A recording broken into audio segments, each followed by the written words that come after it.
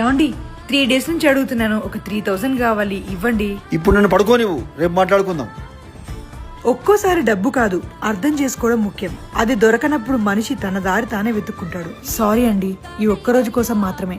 సీత, నా పాకెట్లో డబ్బు, అకౌంట్ లో డబ్బు ఏమైనాయి? అవి నేనే తీసానండి. నా డబ్బులు నువ్వేం తీసావు, అది కూడా అడగకుండా? ఈ ఒక్కరోజు డబ్బులు నా దగ్గర ఉండనివ్వండి. ఈ 200 తీసుకోండి, తర్వాత ఏ అవసరం వచ్చినా నన్ను అడగండి.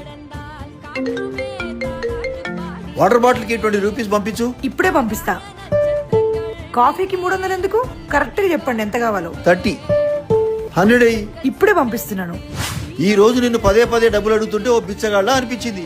అదే మీకు అర్థమయ్యేలా చేయాలనుకున్నాను.